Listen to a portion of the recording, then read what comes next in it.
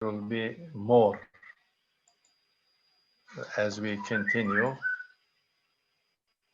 So if everybody is ready, then we can start, inshallah.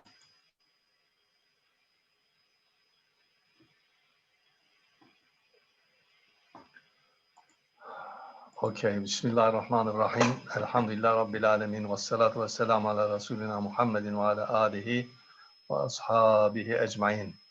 Rabbana zidna ilman wa alhiqna bis salihin. It's a pleasure to have today Professor Sayyid Farid Alatas.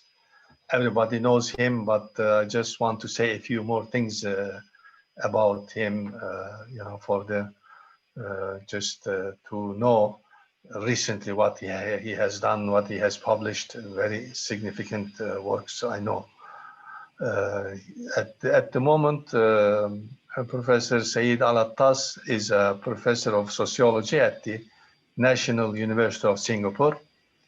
He also headed the Department of Malay Studies at the same university between 2007 and 2013.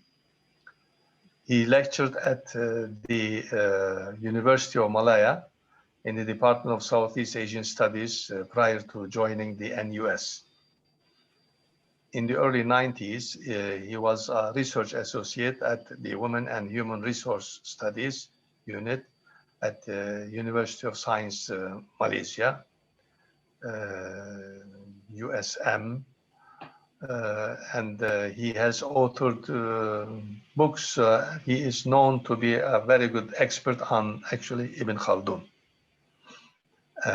So his books on Ibn Khaldun published by Oxford University Press in 2013, and also another book, again applying Ibn Khaldun, The Recovery of a Lost Tradition in Sociology, published by Routledge 2014, and with Vinayata Sinha, Sociology Theory Beyond the Canon, Palgrave 2017, and The State of Feminist Theory in Malaysia, published in Mazna Muhammad and Wong Sok Kun, edited by these scholars as Feminism, Malaysian Reflections on Experience.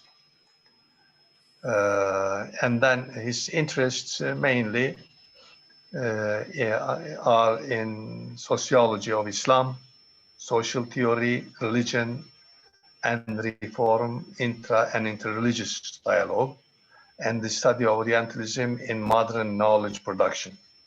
So today, inshallah, he will address us on the following topic: towards autonomous knowledge production, Eurocentrism and sectarianism, with some reflections on the relevance of Said Nursi. I would like to welcome Professor Farid Alatas, and I'm glad to introduce him today amongst us. Yes, Professor, please go ahead. Thank you. Assalamu alaikum wa rahmatullahi wa barakatuh. And thank you, Professor Abasalan, for your nice introduction. I would like to speak about this issue of autonomous knowledge production, which has to be understood in the context of the domination of knowledge production in the humanities and social sciences at a global scale by a few what we can call knowledge powers. We speak of economic and political powers in the world, but there are also knowledge powers. And these knowledge powers today would be the United States, the United Kingdom, and France. I think these are probably the three most important countries that dominate the whole process of theory building and concept formation in the social sciences and humanities. And that also includes actually Islamic studies, which I think is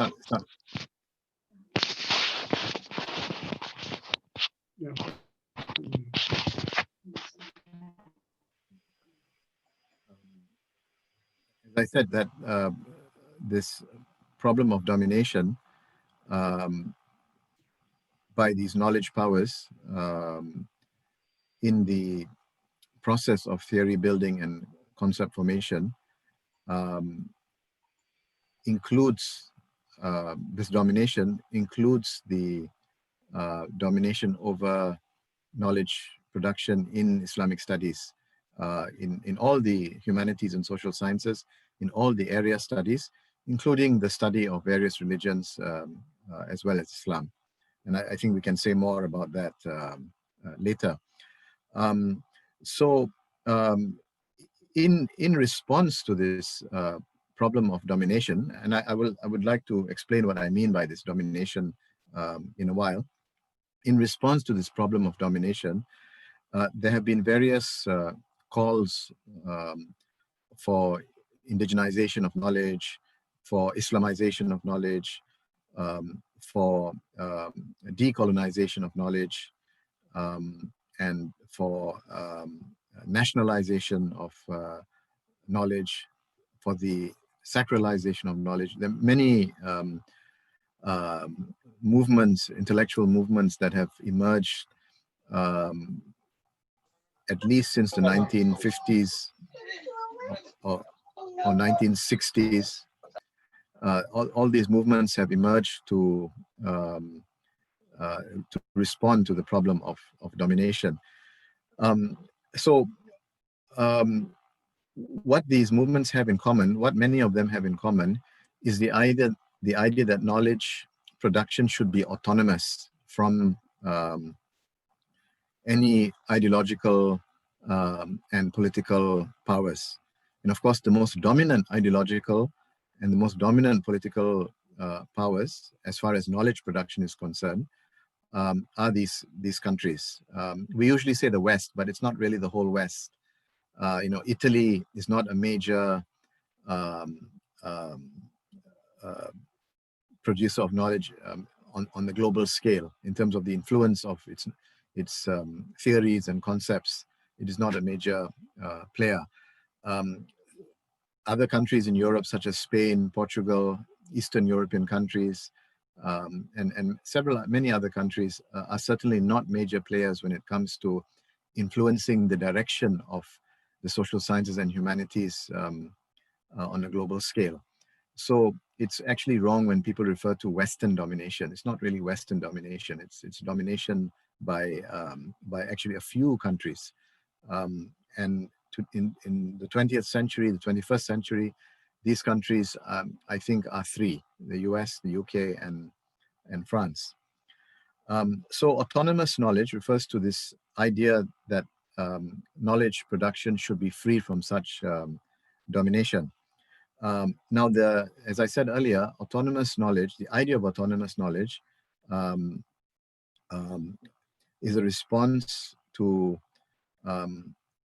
the context of intellectual domination, which has, by many scholars around the world, particularly in India, in the Philippines, in Malaysia, in Africa, they have spoken since the 1960s of the problem of intellectual imperialism. This is a theoretical position that tries to understand the mode of domination, the way in which domination takes place. There is a specific structure in knowledge production that parallels the political economic dimension of imperialism. So we're all very familiar with political economic imperialism, which continues after the colonial period. But perhaps less well known is the phenomenon of intellectual imperialism, which even after the Europeans, the colonizers had left our countries, still ensures, intellectual imperialism ensures that the dominant mode of knowledge production remains Western in our own societies. I don't think I need to say too much about this because you're all very familiar with this phenomenon. in virtually every field in the humanities and social sciences, the dominant source of ideas and concepts comes from these three countries. If you teach sociology, if you teach political science, economics, geography, psychology, the canon is a Western canon. The canon is usually comprised of thinkers from these three countries: US, UK, and France. To some extent, Germany as well. Germany, I think, was a very important social science or knowledge power in the 19th century and early 20th century. Maybe not so today. So the canon is heavily or almost exclusively represented by Western scholars, and it is also almost exclusively represented by male scholars. So the process of knowledge production is not only Eurocentric in the sense that it is dominated by Western scholars, it is also androcentric. There is a male bias, just as non-Europeans do not tend to be recognized as founders of disciplines. In the same way, women are generally not recognized as founders of disciplines. So if you read about the history of anthropology or the history of sociology or the history of philosophy, you will find very few references to non-Western founders of the discipline. And the story is, of course, well known to all of us. If you look at any book on the history of philosophy, these are actually books on the history of Western philosophy, although they are entitled History of Philosophy. And usually the role of the Muslims during the time of the European medieval period are footnoted. They are simply footnoted and are not said to have played a major role in the development of philosophy in the West. In terms of the history of the disciplines, you have this Eurocentrism, but also in terms of theories and concepts. Let me just give you a very vivid example of this problem of domination, because sometimes the domination is not realized. If we take the study of religion, it's often not realized that the concept of religion, as it is used in most of the disciplines, is heavily skewed towards a Christian understanding. So, although the term religion is used to refer to all faiths, Christianity, Islam, Judaism, Hinduism, and so on, what is often not realized is that the characteristics of religion are generally derived from Christianity. So when the term religion is applied to other religions, there's a tendency to look at these religions through the lens of Christianity. Just to give you an example, the religion of India, what we call Hinduism, this is a very fine example of the construction of a faith through the lens of Christianity. Prior to the so-called discovery of India by the West, there was no religion called Hinduism in India. There was no single religion, and there was no designation of that religion as Hinduism. What existed in India were several religions. What we refer to as a single religion today, and what we call Hinduism, actually consisted of several religions. And one of the proofs of this is that is from the work of Al-Biruni in his Kitab Mal al-Hind. Al-Biruni he says that his intention is to study Adiyan al-Hind, Adiyan, the religions of India. In other words, it was very clear to him that the religions other than the belief of the Indians, other than the Muslims, Jews, and Christians of India, actually consisted of various religions, not just one religion. And also we find that among the work of the Indians themselves, among the writings of the Indians themselves, there was no conception of a singular religion. And the term Hinduism, of course, never existed. The term Hind or Hindu existed. It was a word used by the Muslims to refer to the geographical area, but not to a religion. But when the Europeans went to India, when they started to learn about India and to travel there, they imposed a Christian understanding. In other words, and of course I'm simplifying a bit, just as in Europe you have various sects and denominations, all belonging to one religion called Christianity, they assumed that what they found in India was a single religion, consisting of various sects or denominations.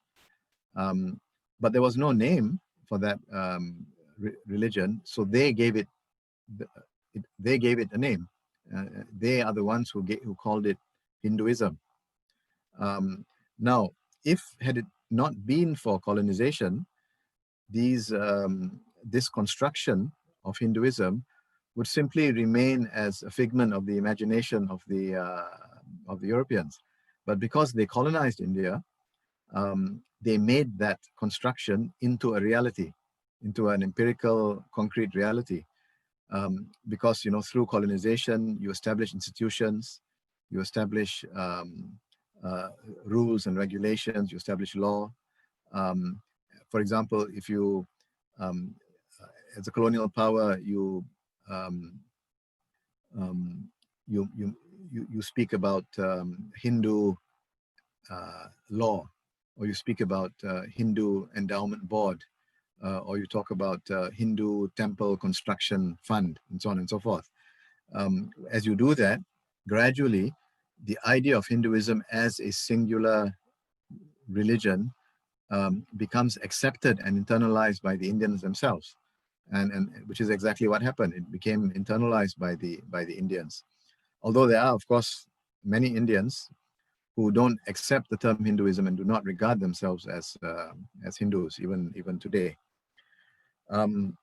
So this is, of course, a very, I think, an exaggerated example of the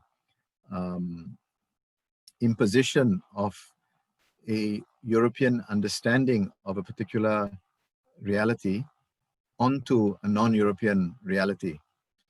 But if you look at our own area, you look at Islamic studies, it's similar. You find that in the study of Muslim extremism, for example, in the field of Islamic studies, I'm speaking about the field studies of Islam by the various disciplines, sociology, political science, and so on. You find that the conceptual vocabulary does not come from Islam. The conceptual vocabulary comes from their own tradition. So, for example, they refer to Islamic fundamentalism. They invent terms like Islamism, which of course doesn't exist in Islam, or they talk about political Islam.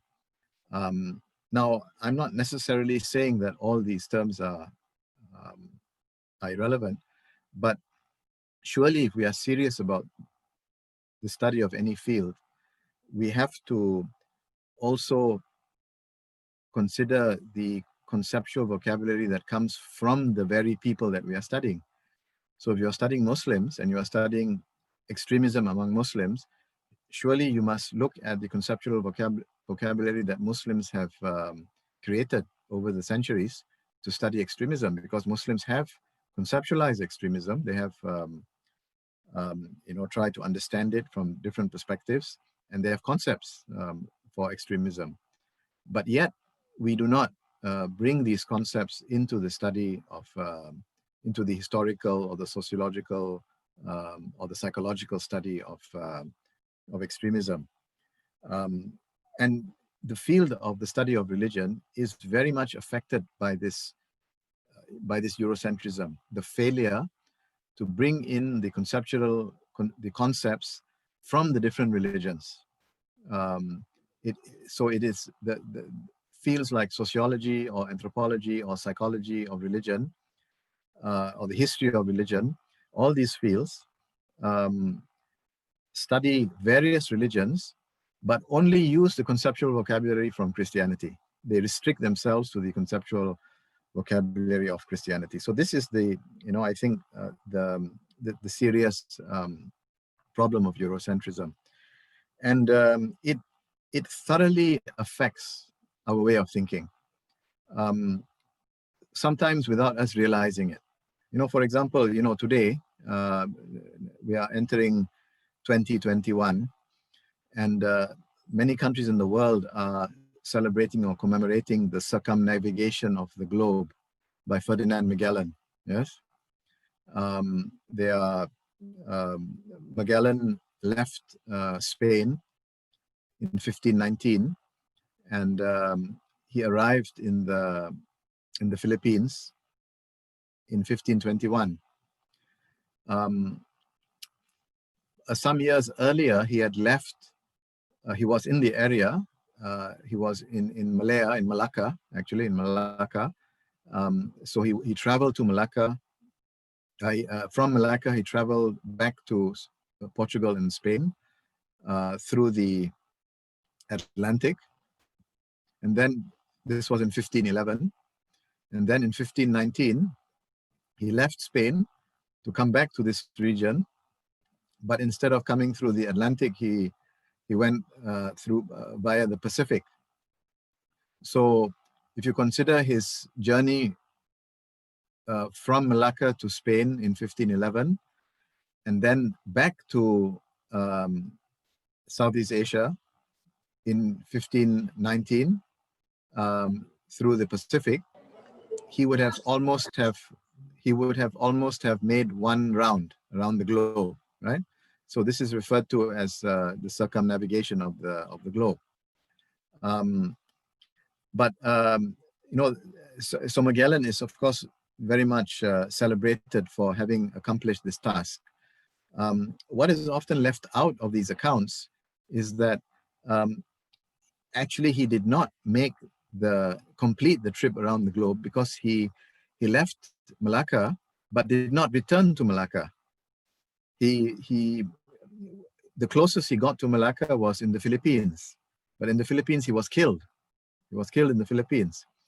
But the person who did probably finish the circle was a Malay navigator whom Magellan had taken as a slave in Malacca in 1511, brought back to Spain, and then brought back to the Philippines, where Magellan was killed.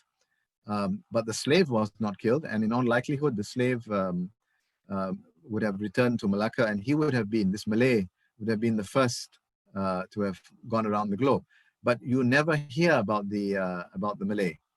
And we also don't hear, when we talk about the anniversary of Magellan's trip, we don't hear about the fact that the trip was actually a trip of colonization, because the Spaniards were looking for areas to exploit.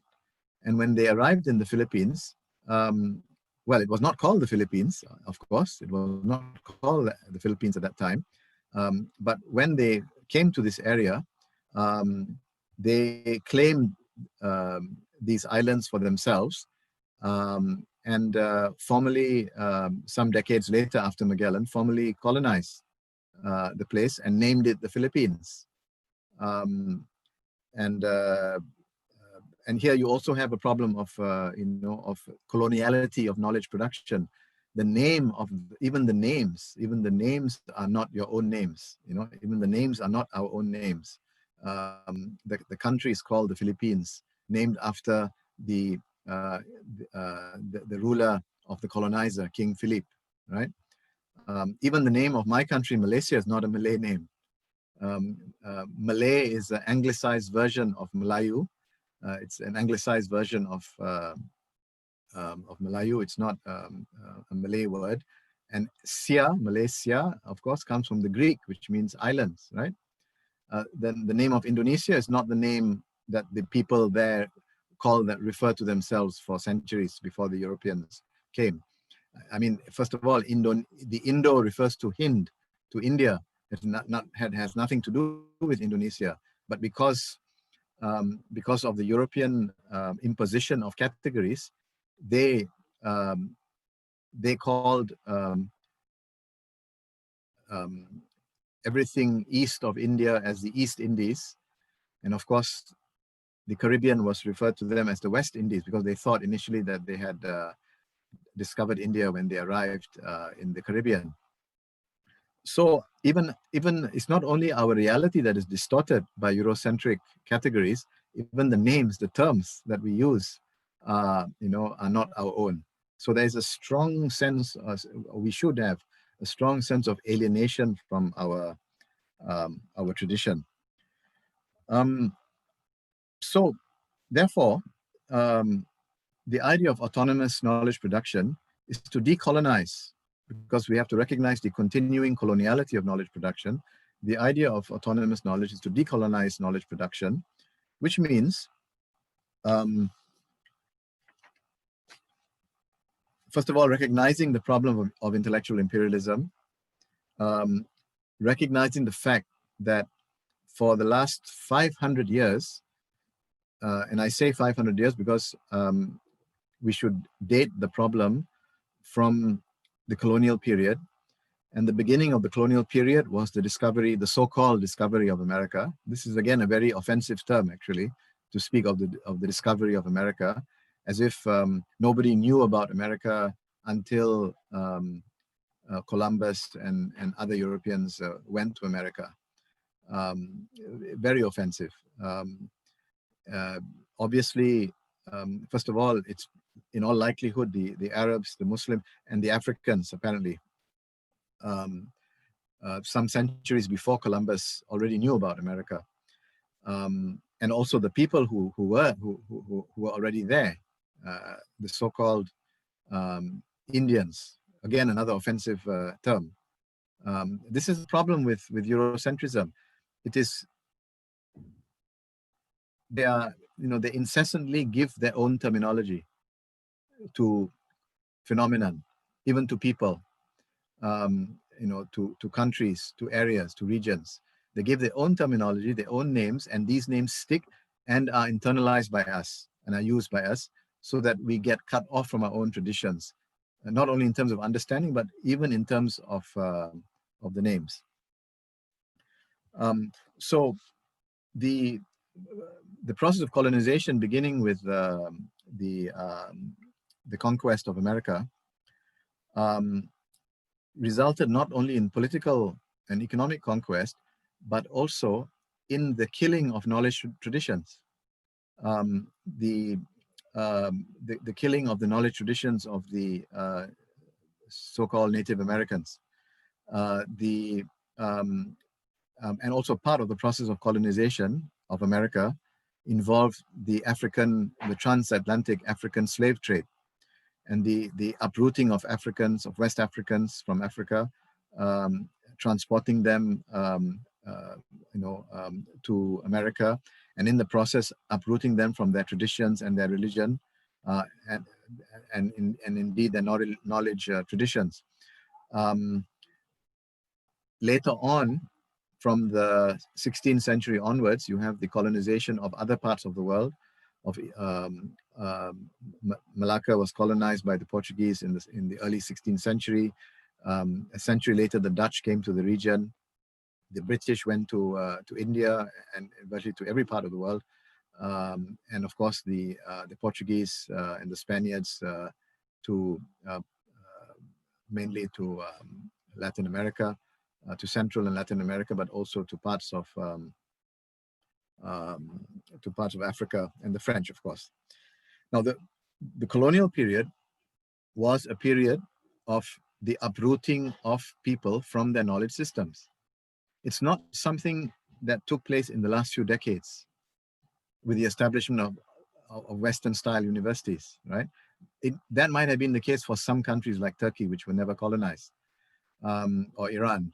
But for most of the world, the process of being uprooted from local knowledge traditions had been taking place for the last several hundred years. So a very long process, which is very difficult to correct.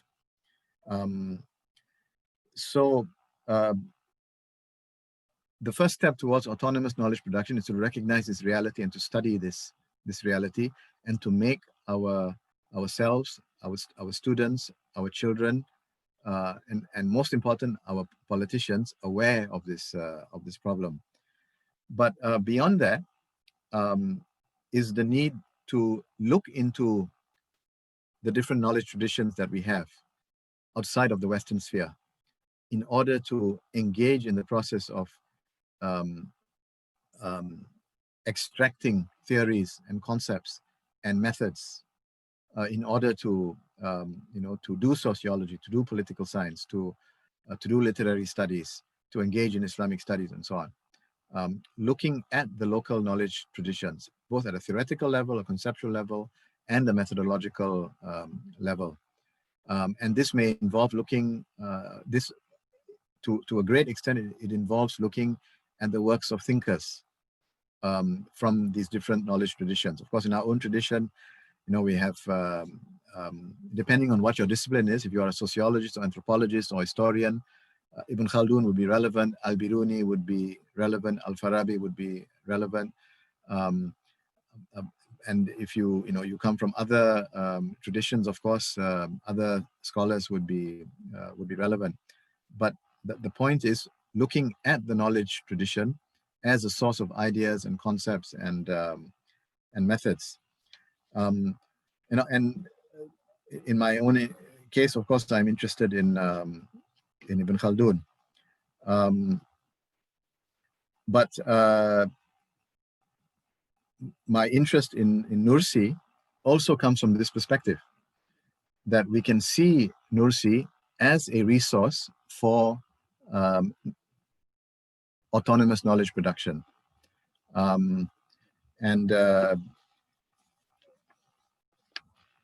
For the rest of the few minutes that I have, I'd like to to say a few words about that. Now, I've been saying many things about the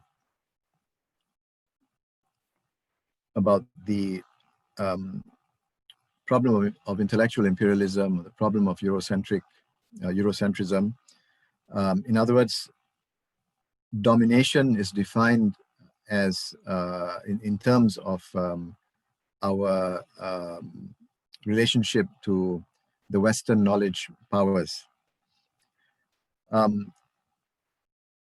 Now, I will also want to add that recognition of this domination and the concern with the need to engage in autonomous knowledge production, in other words, the concern with freedom from domination, the concern with freedom from Eurocentric domination,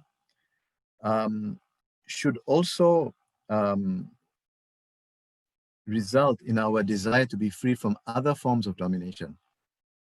Because in our situation, in the Muslim world and in much of the third world, or what they call the global south nowadays, in our situation, the domination is not only from Eurocentrism or Orientalism or from intellectual imperialism, but we also face control, domination by the state, by our governments, and also religious authority.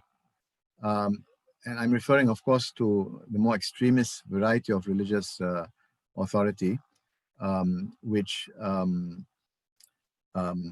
tends to attempt to monopolize knowledge production and even suppress knowledge production that takes place outside of the sphere of the religious authority.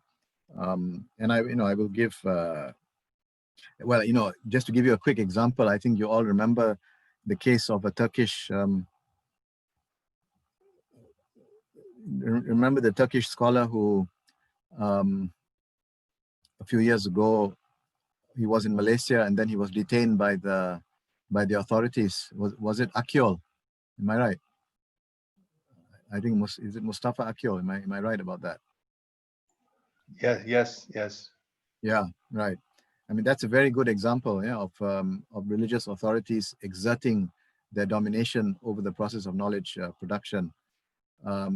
You have books that are banned because the religious authorities don't agree with the perspective in those books. That's another example. So we have, I think, in many Muslim countries, we have a serious problem of domination by religious authorities. So we are, as the proverb goes, between a rock and a hard place, or between the devil and the deep blue sea. Right. On the one hand, you've got Eurocentric domination. On the other hand, you have authoritarian governments in our own countries and authoritarian religious authorities in our own countries. So when we say that we want autonomous knowledge, we want to have a process of autonomous knowledge production. By right, we should be speaking of freedom from all kinds of domination, not just Eurocentric domination.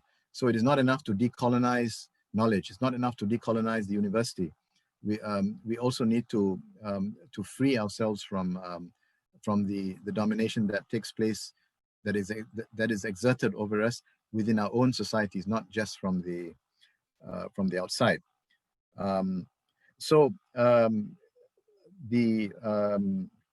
In the case of the Muslim world, at least in some Muslim countries, one of the examples of religious domination or domination by religious authorities takes the form of sectarianism, right? Now, this is a problem that I think is largely internally generated. It may be taken advantage of by foreign powers, but it's largely internally generated. So it's, I think, although it's related to intellectual imperialism and related to Eurocentrism to some extent, but it's largely independent. It's a force of its own. So when we talk about Nursi, then,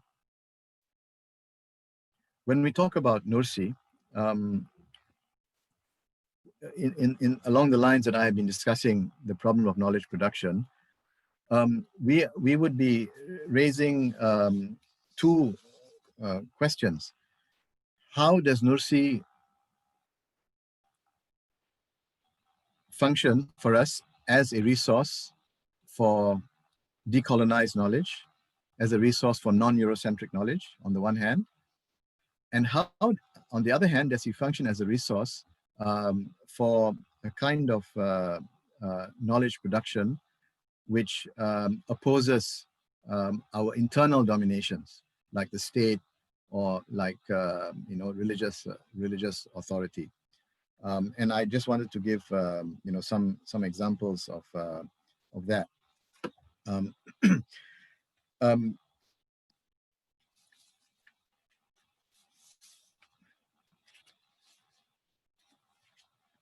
So let me just end by talking about these two uses of Nursi. Nursi as a resource for decolonized knowledge, and Nursi as a resource for struggle against local or internal domination. Now,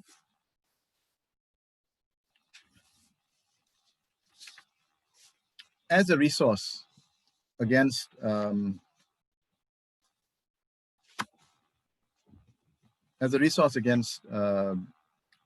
decolonized knowledge, against Eurocentric knowledge, as a resource for decolonization of knowledge.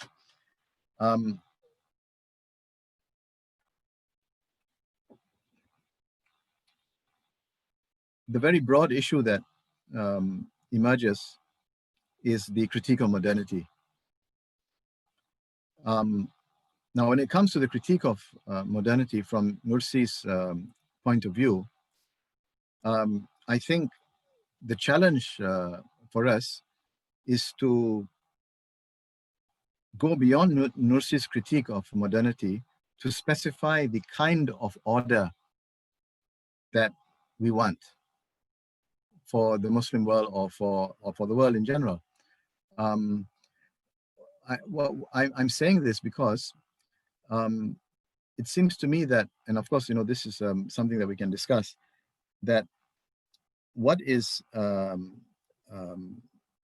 original about Nursi does not lie so much in his critique of modernity, because I don't think that his critique of modernity is too different from the critiques that have existed within the West itself. In other words, the idea of despair, the idea of disenchantment, the idea of which I think is implied in Nursi's work, the idea of modernity creating the conditions for nihilism. I mean, I think these are very important critiques. I doubt that Nursi, it doesn't seem that he read Nietzsche or some of the other philosophers of his time in the West, but he had a very similar critique of the conditions of modernity. But where there is the potential and where there is the need to articulate a vision of society in the direction away from modernity, or these problems, or the type of modernity critiqued by Nursi, the need is actually to specify the kind of order that we want. For example, are we clear from Nursi's perspective about whether capitalism is a just order? Are we clear from Nursi's perspective whether socialism is a viable alternative? Or is there another option, which is neither capitalist nor socialist? Now, there seem to be certain the elements in Nursi's thinking which suggest that for him capitalism was problematic. Nursi spoke a great deal about oppression, and he didn't speak about oppression, in terms of relationship between individuals, but he seemed to talk about oppression in terms of groups of people, in terms of classes, in various parts of the Risale Nur, he speaks about whole groups of people that are oppressed by other groups. So in other words, it is what the Quran refers to as mustadafun and mustakbirun, yeah, because the Quran refers to, and in Islamic tradition, there is a reference to various forms of marginality of people. For example, you have fuqara, you have the poor, but the mustakbirun is an interesting category, because the mustakbirun refers to a category of people who are marginalized due to the presence of another category of people, the mustakbirun. So these are actually very social categories. I have not really had the opportunity to check the terms that Nursi uses, the full range of terms that Nursi uses to refer to oppression, but I know that he does use, at least in the Damascus sermon, he uses the term istibdad for tyranny or despotism. I'm not sure if he uses mustakbirun or mustadafun anywhere in his work, but that's something maybe I can learn from you. But certainly, oppression is a term that you find in Nursi's work, but it needs to be applied to our present day system. Is capitalism a form of oppression? Is socialism a form of oppression? What would Nursi's perspective be on this, and what would be his alternative to these forms of oppression? So it seems to me that if we don't get into, if the scholars and activists of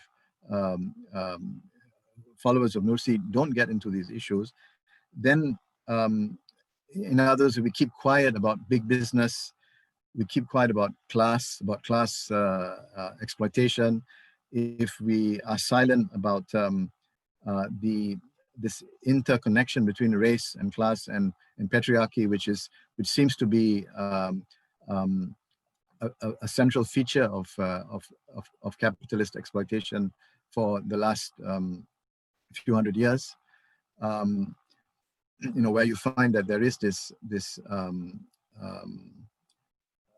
affinity between exploitation of along economic lines with exploitation along racial lines, right? If we are silent about this, then I think it renders Nursi's theology as ineffective, or we're still complicit in these forms of exploitation. I would say the same thing about sectarianism. And on this matter, I feel Nursi was indeed very forward-looking, because Nursi was speaking about sectarianism decades ago, when it wasn't such a big problem as it is today in the Muslim world. Yet there is a tendency for us not to want to speak about it for various reasons, which we can discuss later. But I think his foresight was quite relevant. I looked at the Risale Nur, and I found so many passages where Nursi was talking about the sectarian problem, where he went back into history, and he talked about the Ahl al-Bayt. He talked about the Ahl al-Bayt as the inheritors of the prophetic legacy. But what I found interesting was that he did it in such a way that actually helps to bridge the gap between Sunnis and Shiites. In other words, Nursi would appear to some Sunnis today as perhaps too accommodating to Shiites. And he would appear to some Shiites today as too critical of the Shiites. So he actually takes a position which I think is the correct position, and it happens to be a position that is midway between the extremism of the two groups, and that can play a role in terms of bridging the gap between the two groups.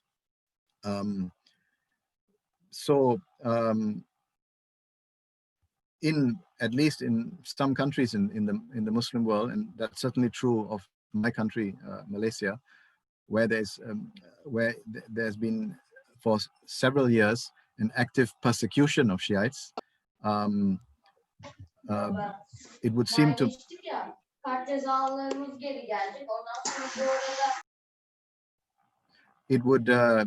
where, as I said, in Malaysia, where there's been an active persecution of Shiites, it would seem to be rather irresponsible for us, for me, in my case, in my situation in Malaysia, not to use Nursi as a resource against sectarianism, because he was very clear about the problem of sectarianism. He had a well-articulated position against it. And the sectarian problem in Malaysia is the problem of domination in knowledge production by the religious authorities who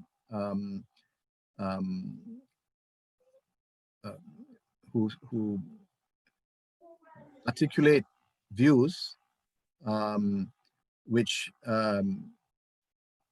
tend to be uncontested, views that are erroneous. I'm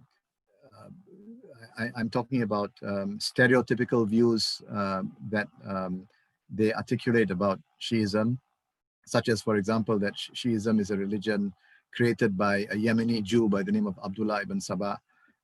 This is, a well-known myth, but taken as a fact among certain religious circles and authorities in Malaysia. And many other stereotypes and untruths, like the Shiites have their own Quran and so on. So and these views are being imposed on Muslims, and they are uncontested. So here, this is a very clear example of how Nursi can be used as a resource against sectarianism. And it is also a struggle for autonomous knowledge production, meaning in this sense, autonomy from domination, not Eurocentric domination, but domination which is local, which is in which case the oppressor, if you will, are Muslims themselves, not the Europeans and not the European knowledge institutions. So autonomous knowledge production is a struggle against various forms of knowledge domination.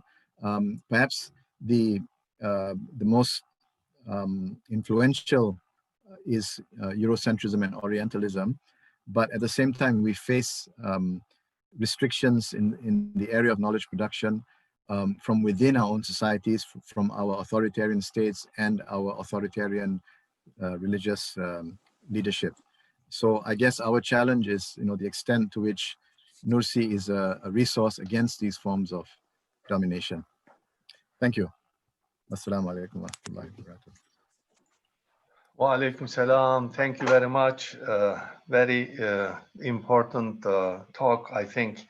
So far we have some questions. Let me start from me without losing any time, considering the concept autonomous knowledge production. I would say perhaps in the first centuries of Islam, Muslims were able to do that, and they achieved it quite well. But I have this question. Do you think Muslims were more objective when, like the examples, two examples at least, Al-Biruni and Ibn Khaldun, that they in their studies, when they went to study other civilizations, they did not impose their own concepts upon them, and they did not come up with names that are, let us say, self-centric, like Eurocentric or Islamocentric, if we can use this. What would you say about this? Yes, I think that's true. I think there was that level of objectivity, and partly because in those days, I think they were more conscious about the need for proper definitions. They, better than I do that they studied logic more seriously than we do today. Logic was so much part of the basic training, which is not the case today. I mean, we don't teach logic in our universities unless you happen to be a philosophy student, and then maybe you may take a course on logic, but it's not part of the basic education. And of course, the study of definitions and methods of argumentation were important to the early Muslims. I think also the scholarship was organic. It was organic in the sense that it emerged from within their own passions. And so they were serious about understanding reality as it was. What Ibn Khaldun calls the haqa'iq al-ashya, the happiness is derived from understanding things as they are. So they were very concerned and particular with understanding things as they are, and therefore that made them want to be objective. So, for example, when Al-Biruni went to India, he lived in India for about 13 years. He studied Sanskrit, and at the end of his research, he produced a book which is usually called Kitab Ma'al al-Hind, right? The book of what constitutes India. And in his introduction, he makes it very clear that his aim is to study the religions of India as the Indians understood them, not as Muslims understand them. So this is a very interesting, very early notion of objectivity, which developed, of course, in the West much later on, in the 19th century or early 20th century. The anthropologists began to say that we have to study these people, to study other people from their own perspective and not impose our categories and our understandings. So this was Al-Biruni's goal, and this was, about 1,000 years ago. But the interesting thing is, the translator of Al-Biruni, a German Orientalist by the name of Edward Sachau, in his translator's introduction of Al-Biruni, he also recognizes that Al-Biruni says that we Muslims should allow the Indians to speak for themselves. But interestingly enough, Edward Sachau, when he translates Al-Biruni, he does not allow Al-Biruni to speak for himself, because Al-Biruni never uses the word Hinduism, for example. But in the English translation, Edward Sachau uses Hinduism. And so if you don't read Al-Biruni in the original Arabic, you will think that Al-Biruni thought that there was a religion called Hinduism. And then another example that from this text that I remember, and this also shows you the imposition of ideas from the Europeans, right? And the opposite from the Muslims. In Al-Biruni's chapter on the belief of the Indians in God, the English translation entitles the chapter "The Hindu Belief in God." But if you look at the Arabic, Al-Biruni says, "I'tiqaduhum billah subhanahu wa ta'ala." So it's a totally different understanding.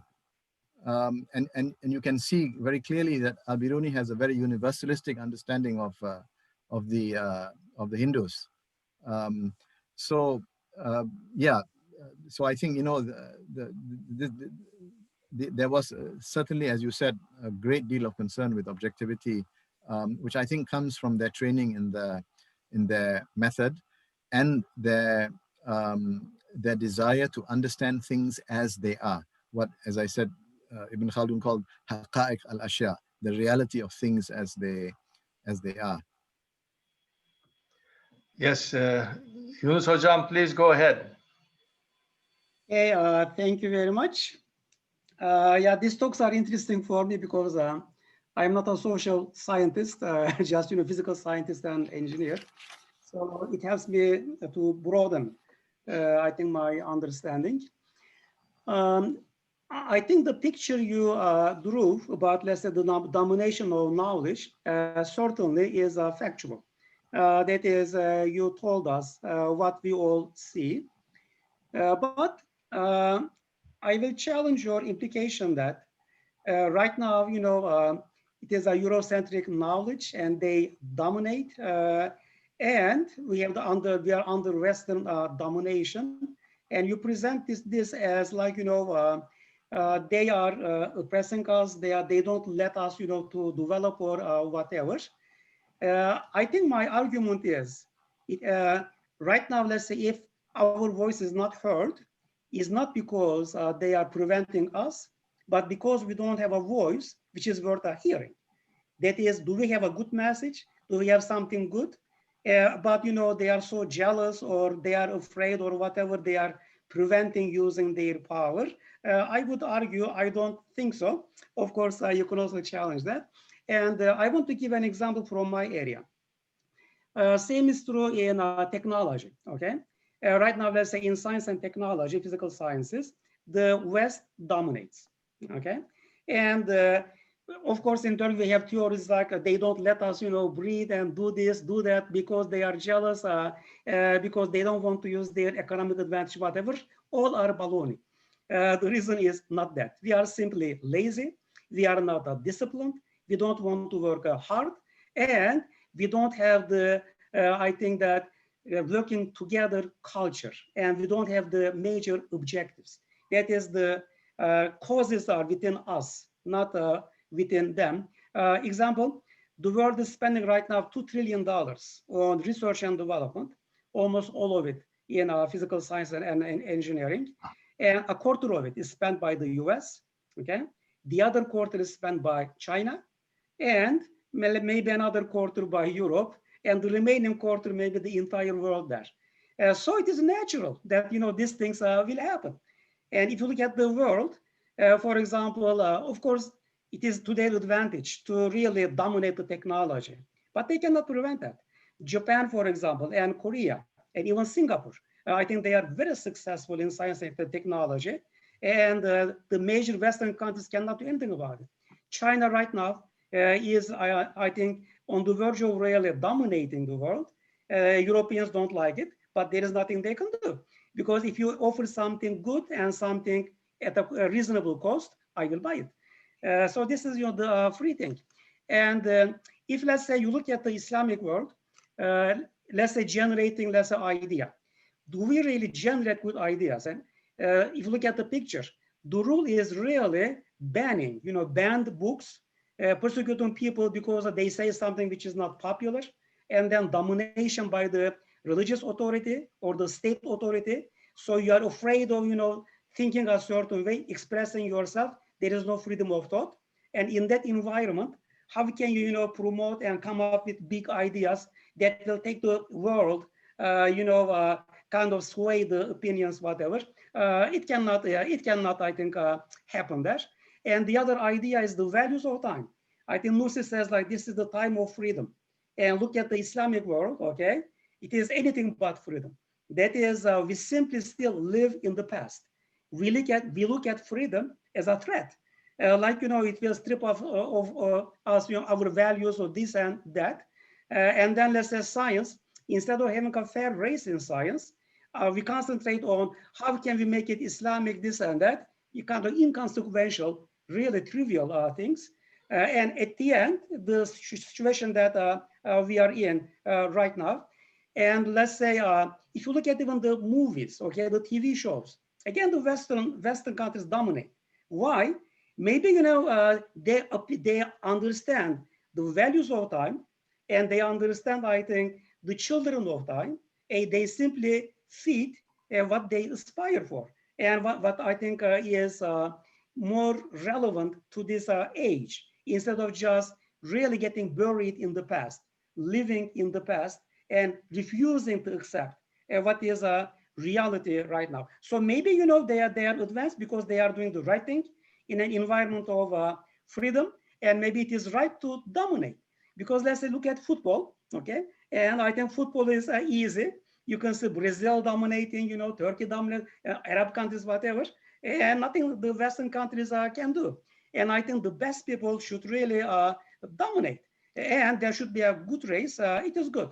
If let's say right now in our sociology, I don't know, social science books, we see, Nietzsche, Marx, Hume, Freud, whatever, and let's say it bothers us, you're fine, but can you have, let's say, other people with better ideas, okay, so that, let's say, we can study them, offer, let's say, to the world.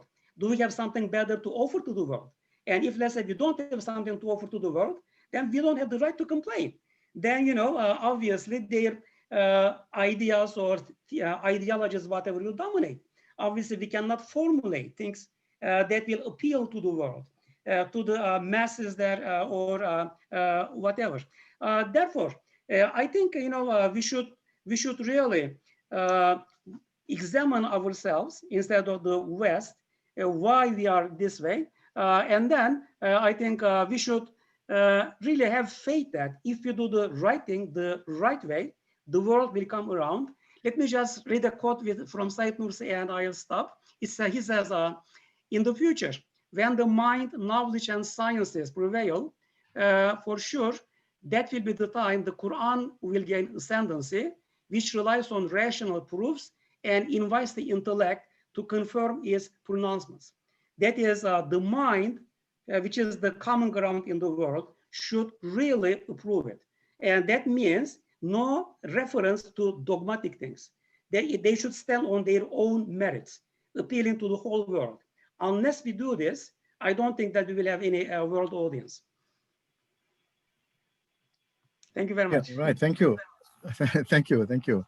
All right. Let me respond. You know, I agree with most of what you are saying, but perhaps I didn't make one point clear, that this domination I'm speaking about, it's not that people in the West want to control us, right? I'm talking about a structural problem. It's not necessarily that Western scholars, intellectuals, or institutions want to control us. It's not by their intention, but we exist in a structure of knowledge production at a global level that is controlling us. When you say we, it depends on what we do. Who are the we? It depends on who the we you are talking about refers to. See, at the individual level, we can do these things. I mean, for example, we are studying Nursi, we are studying Ibn Khaldun. Some people study, you know, other traditions, other scholars, and the same thing is going on in India, in the Philippines, in parts of Africa. People are doing these things, but these are individual attempts by individuals or by, you know, very small circles of scholars. It doesn't have any impact on global knowledge production. Global knowledge production is controlled in such a way, particularly by the Americans and by the British, in such a way that it dominates policy making in education throughout the rest of the world. For example, I think something like 85% or 90% of academic journals are published in America, not even in Europe, in America and Britain. And the leading journals are published in these countries, and the leading journals are in English. Now, of course, you can say, why do we care? We don't have to publish in those journals. We can have our own journals, but it doesn't work that way. It's more complicated than that, because even in your own country, Malaysia and Singapore, in Indonesia, and in so many parts of the world, to be promoted in your own university, you have to publish in those journals. You have to publish in English, and you have to publish in those journals. So this is part of the structure of academic of dependency. You look at our disciplines. No one is forcing us. I agree with you. No one is forcing us. But look at our disciplines. It's dominated by Western knowledge production. The textbooks, either they are translated, or if we write our own textbooks, they are basically copies of Western textbooks. Certainly in sociology, in anthropology, in geography, in psychology, the theories, the concepts, the canon is all Western. Nobody forces us to do it, but we do it because we are, you know, what my father referred to as a captive mind. We are captive minds. Over the process of several hundred years, our psychologies have been conditioned in such a way. And during the last 20, 30 years, the ministries of education in various countries in the third world have adopted the neoliberal, policies of education. We have, we're adopting this ranking system of publishing in ranked journals. Why? Because we want to be part of, the ranking regime of universities. We want to, we want our universities to be included in the world rankings. So we have opted to be part of that system, and therefore we are playing by the rules of you know, the rules of the game of that particular system. Nobody, you are right, nobody forces us. Well, in a sense, our governments force us, because our governments impose these policies. The governments appoint the vice chancellors and the rectors of our universities, and the universities are forced to follow these regimes and these protocols. So the problem of intellectual imperialism is a structural problem. As individuals, we may oppose it, and some of us may write against it. We may do different types of things. We may use different theories and different methodologies and different philosophies of education. We may do all of this, but these are just as individuals. But they have not affected the system. Since these anti-colonial, anti-Eurocentric movements have emerged within the third world since the 1960s, they have hardly had an impact on the global education system, on global tertiary education, which is still very much Eurocentric. So I think the problem is actually, more serious than we actually think it is. The situation is that our future in our own academic institutions depends on being recognized outside our country, not inside our country. I mean, in Indonesia or in Malaysia, no, the university doesn't care whether you are famous in your country or not. What they care is that you are highly cited by scholars in the international journals. That is when you're going to get your promotion. So there is a strong degree of academic dependency on ideas, on theories, and even dependence on being recognized in the West. Yeah, little follow-up. Yeah, thank you very much. I think they are fine, and what you are saying is correct. But we all know that. I know from Indonesia, Turkey, whatever, the journals that we have. Okay, you wouldn't read an article from that. They are like written by children. Okay, so why should we publish in those journals, and then why should we read those articles? They are nothing scholarly. It is self-serving. That is, they start in a university journals. They publish yours, mine, this, and here are publications, or give me my promotion. No consequence. And we know that in the West, if you are a US citizen, for example, doesn't make any difference. Quality is still the name of the game. That is some impact. If, let's say, you don't have a sterling paper, there is no way you are going to publish it. And if, let's say, we have an excellent paper, okay, really worth publishing, and usually it is always published. So I think it is simply the reality. That is those. I know it, but Yunus, I agree with you. I agree with you. But the thing is, what can we do about it? You see, our university administrators don't seem to care about the problem. They just emphasize that we should publish in highly ranked Western journals, right? There's no concerted effort.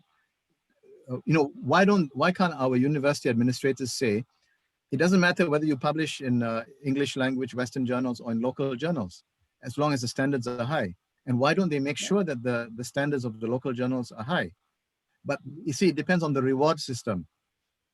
The university administrators, the ministers of education should tell us that you will be equally rewarded if you publish in your own language in a local journal. But at the same time, they must ensure that the standards of the local journals are as good as international standards. But they don't do that. They don't do that. So it's a failure of administration, right? Yeah, exactly. Yeah, I agree. Thank you very much. Dr. Mahjid, please go ahead. Your turn, please. Yes, Assalamu alaikum, and thank you very much for an interesting talk. I totally agree with you. I think that the Western structures totally dominate all the disciplines with regard to values and how, all the values and standards, and our language is even dominated by these Western structures. So it makes it very, very difficult to actually engage. So while I agree with that, I think you know, I have a problem with this autonomous knowledge production. Is there such a thing as autonomous? Because in even traditions, local traditions develop from somewhere, they're influenced by other traditions and so on. So there's no such thing as totally autonomous. So where do you get, and I have a problem with the word objective as well. What's objective when there's the self's always interpreting situation? So that those kind of people, there's always a view, if you like, self-centric coming in there. So when Nursi comes in, he doesn't seem to be that bothered with actually with traditions. And what's important for Nursi is the seeing things either connected to a creator or disconnected. This is the main objective Nursi. So it's not so preservation of local traditions, which themselves are not totally autonomous, they develop from somewhere. It's whether those traditions are linked to the idea of a creator. So that's his focus. That's Nursi's focus. He's not really bothered about preserving traditions and per se. So so this idea of objective and autonomous, this is the thing that you know, that was a problem for me. Yeah, thank you. Yeah, actually, I don't actually agree with what you're saying. First of all, when you say that traditions develop from somewhere, obviously that's true, but that's not what is to talk about autonomous knowledge is not to say that they don't develop from somewhere. You know, the idea of autonomous knowledge is simply that we want some measure of independence. That's what autonomy means. And actually, it's a contradiction to refer to totally autonomous, because autonomy implies relativity.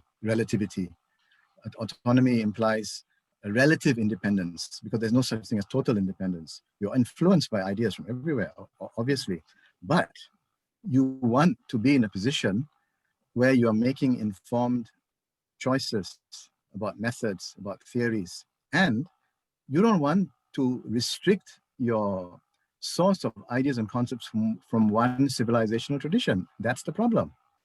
The problem is that in much of the humanities and social sciences, our source of ideas and concepts and methods, even the source of philosophies of, you know, of education, tend to be restricted to one tradition. This is the nature of the domination. So when we speak of autonomous knowledge, we are saying that we want to be free to make these choices. We want to avail ourselves of the various civilizational traditions. I mean, I think that's all that is meant. I don't understand why that's problematic. And I certainly don't agree that Nursi was not concerned with tradition, because he talks about his intellectual lineage, right? He talks about the scholars and the Sufis of the past, and I think that's very important to him. And it goes back as far as the Ahlul Bayt. You know, he talks about Sayyidina Ali. He talks about you know, about the early Sufis. So I think tradition is important. Obviously, you know,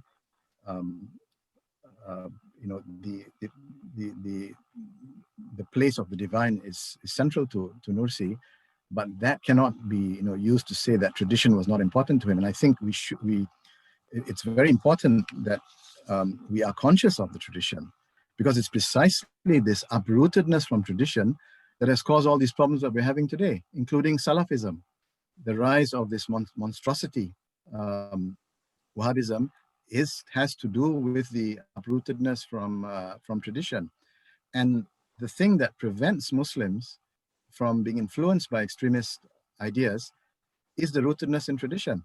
It is only when you're rooted in a tradition that, you know, you can't be influenced by people who come to you and say, well, this is haram, that is haram, that, you know, many of the practices that we hold dear to ourselves, such as ziyarah and so on and so forth, which are declared as haram. Those people influenced by these ideas are not rooted in any particular tradition. They don't grow up in a family which have these traditions. So they're easily influenced by this, some of these modernist, extremist ideas. And tradition is important because you can't be a Muslim in the abstract, right? You are a Muslim within a particular tradition, meaning a way of thinking and practicing and believing that is concretized in a particular historical period, in a particular geographical space, in a particular empirical environment. And because that is how Islam developed, you have different traditions that are determined by history, by geography, by culture, and so on, by language. You have different traditions. You can't be a Muslim in the abstract. In other words, you can't just believe in the divine and say that's enough and I don't need tradition. And the fact is, Muslims have been devoted to tradition, and you have so many intellectual traditions and scholarly is and practices. Just among the Sufis, you have such a variety. That, I think, shows that tradition is important. Sorry, I think probably gave the wrong impression. We can't do without tradition. Tradition is there, but with the emphasis, whatever tradition, we can't say, for me in England, Sunday lunch is a brilliant idea, great, and for me, Iranian food is fantastic. But for me, I can do both. It's not a problem for me, as long as I sacralize it and say Bismillah, That's what Nursi's emphasis, whatever you're doing, whether it's Sunday lunch or Farsi Qorma Sabzi food, then you have to connect it to the creator. You don't disconnect it. Your own tradition, it's not, you don't have to give up your tradition. It's that connection that's important. So that's what I'm saying. We're all engaged in some kind of tradition. We can't not have a tradition. But what I'm saying is that I'm not going to be defensive when people attack or try to take away my tradition. I'm defensive when they try to disconnect that from the idea of a creator. We tradition. Have 3 minutes left. Yeah, sorry. Dr. Ahmed, go ahead. Maybe Dr. Farid, you can combine the both questions because very limited time now. Okay. Okay, thank you. And I'll try to be very brief. I think in terms of Said Nursi, cultural pluralism is conditioned by our political, despotism. So autonomy from what? That's the question. And this question valid is also for Muslim tradition. All Muslim schools of knowledge are conditioned by political partisanship or affiliation, either Umayyadis or Mu'tazidis or whatever it is. So how do you explain this autonomy? Does it make sense to distinguish between what is Western or Eastern or Muslim? To what extent? And in terms of his approach to Mustakbir, Mustazaf, there is his masterpiece of Munazarat, and there he ties all the basic questions of Muslim world to the political despotism in the form of either Munafiqiyun of Asia or oppressor of European oppressor anyway. So in this context, we may think autonomy not at practical grounds, but in epistemological terms, in the form of emancipation from the yoke of ana, in the form of mana ismi. And the motto of this in Badi'u Zaman is al-haqqu ya'lu wa la yu'la alayh. Thank you. Yeah, thank you. Yeah, I think the point about domination is well taken. Autonomy from what? The answer to that depends on what are the dominant orientations of our time, right? So, for example, the Mu'tazili school is not dominant today. So we don't speak of domination in those terms. What is dominating today is Eurocentrism, for example. What is dominating today is sectarianism. So autonomy is conditional. Autonomy from what is conditional upon the forms of domination that we are experiencing today. So I think that was my point about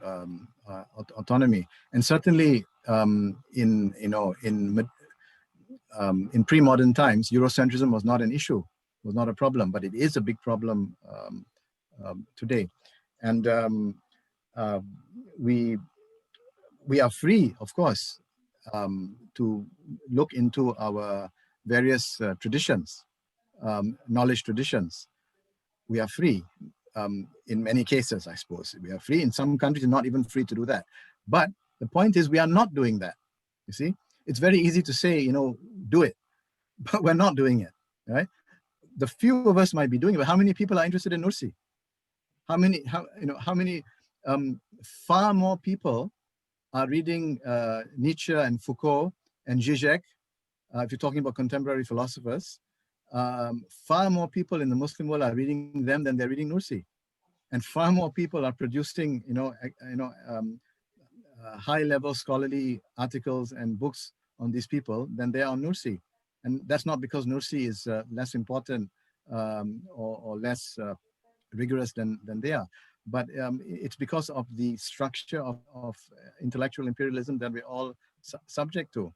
So I think my message is that it's not enough to recognize the problem and to speak about it as individuals.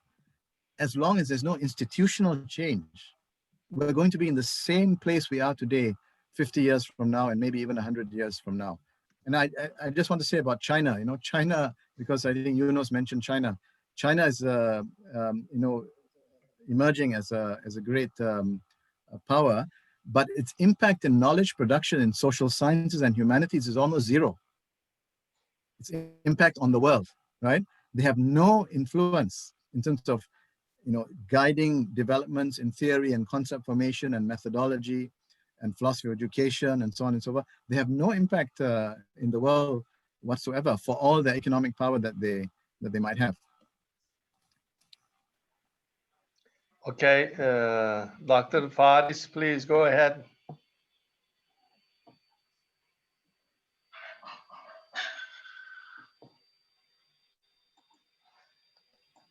Assalamu alaikum. Many thanks for your presentation. My voice was switched off, so I turned it on. This is maybe a few times that I am hearing you regarding about the social theology of Nursi. You are going around, but you don't enter into it.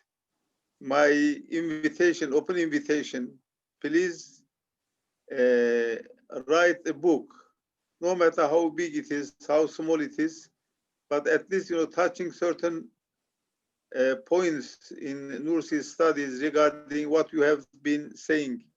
You have a lot of complaints, but your solutions are missing. I really love you. I really appreciate your scholarly works and scholarship, but please come and study Risale-i Nur in depth. And of course, Risale-i Nur is not a set of idea like, what you have mentioned, the other people. Risale-i Nur is imitating Quran. How Quran responds all questions that humanity has or will have. Similarly, Risale-i Nur is imitating Quran. For example, for Nursi, his response towards economic smuggling and economic exploitation, hurmat riba, wujub zakat. And in whether Muslim countries or non-Muslim countries, if we think, that this zakat is applied and the forbidden of usury is applied, see how the society becomes, excellent. Similarly, in other points that we have made regarding sectarianism in religion, in ideologies, in nationalism, in whatever it is. And all those points have actually detailed response in Risale-i Nur, not for Faris, but for Professor Farid, for Professor Alparslan, those who are, social scientists. And this is, maybe my final call will be, let us, structure up a book a book on social theology of Said Nursi or Risale-i Nur. Maybe it's better to say Risale-i Nur. Thank you very much. You are welcome. I am sorry that I cannot provide you baklava, but what to do? The condition is not right now. Thank you. Yeah, understand. Can I just quickly respond to that? Yeah. Go ahead. Well, first of all, in my book, which I've co-authored with my colleague on sociological theory beyond the canon, I have a chapter, and I sent the chapter to you actually. I have a chapter on Nursi. You know, we have a chapter on Ibn Khaldun and Marx and Weber and other non-Western thinkers, and Nursi is included. So there's a whole chapter on the social thought of Nursi. Maybe it's the first attempt actually to provide a systematic account of Nursi's social thought, which I define as a social theology. So I've actually defined Nursi's social theology in the chapter. Secondly, just to quickly say, I of course agree with you, Brother Faris, you know, that you have these answers and many important deliberations and articulations in Nursi's work. But my problem was how we are using Nursi today. For example, scholars in Malaysia, some of whom are interested in Nursi, when confronted with a sectarian issue, they were completely silent.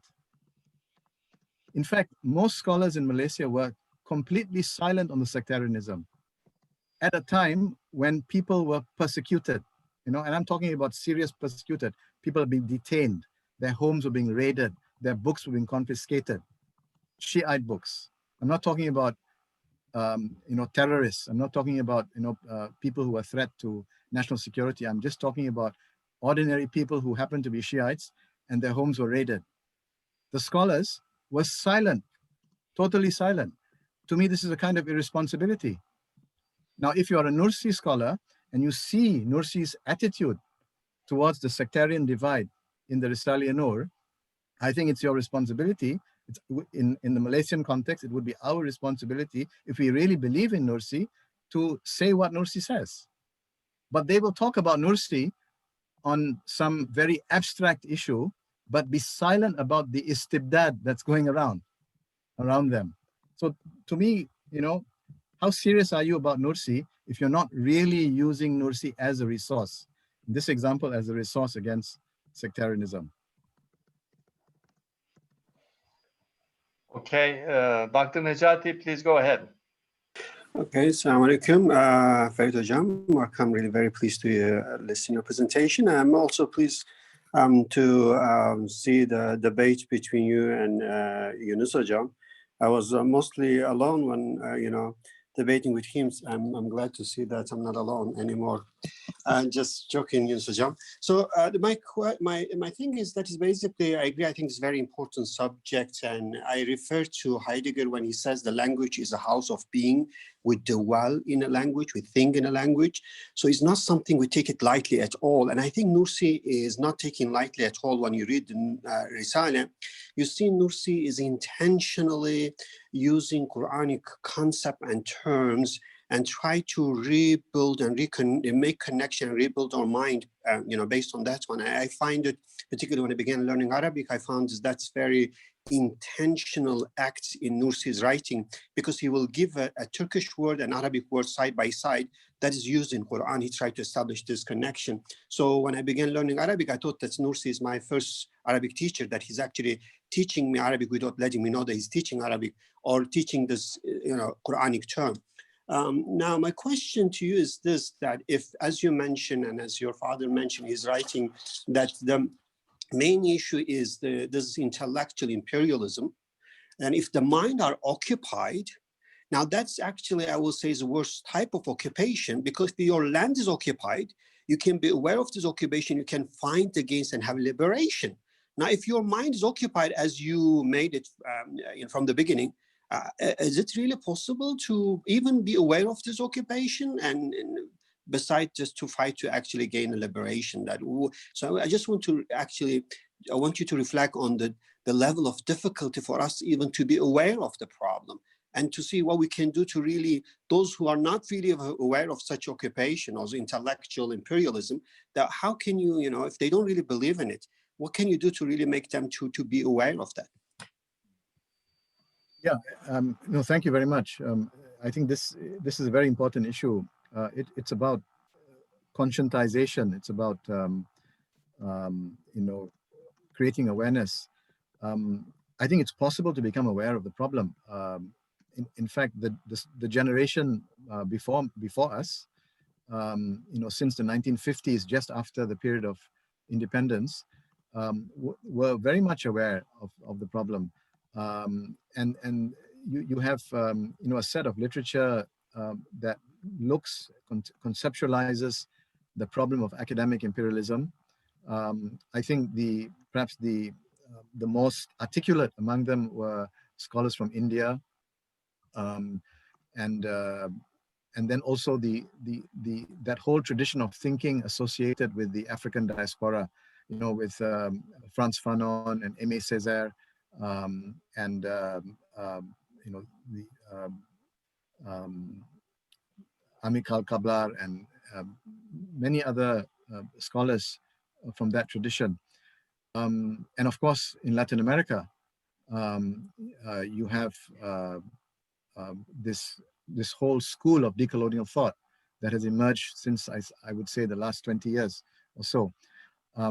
But you know, part of the problem is that we don't read these works, right? We exist in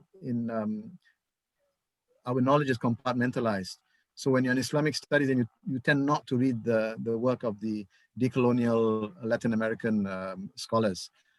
We don't tend to read the anti-Eurocentric scholarship of the Indian scholars. Unless they're Muslims, then we might know of their work. But if they're not Muslims, then we tend not to be you know, too much involved in that kind of scholarship. And even within the Muslim world, a lot of interesting work done in Indonesia, in Islamic theology, for example, is not known in the Middle East. Much stuff from Arabic is translated to Indonesian, but not the other way around. So Nurcholis Majid, for example, who's a very important modernist reformist thinker, is hardly known in the Arab world, for example. So we have those problems as well. But you know, the awareness is there. It's been growing. I think the movement to decolonize knowledge has even gone back to the West. So if you remember the problem, the Black Lives Matter movement several months ago, it was sort of revived with the killing of George Floyd in the US, and that led to calls for the decolonization of the curriculum, not only in the US but even in the UK. In you know, Cecil Rhodes, the colonial the colonizer of South Africa, he had his statue on the campus of University of Cape Town.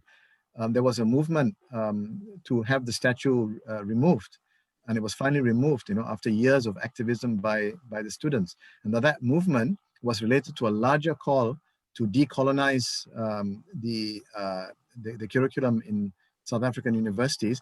And it also went as far as influencing universities in the UK, where you also have, until today, this movement to decolonize the curriculum. So I think there is an increasing awareness, but whether it can change the university structures, the system of rewards, is another matter, right? This is something which can only come about from a much stronger intellectual movement. And at the same time, we also need the cooperation of our ministers of education and the university administrators in our respective universities.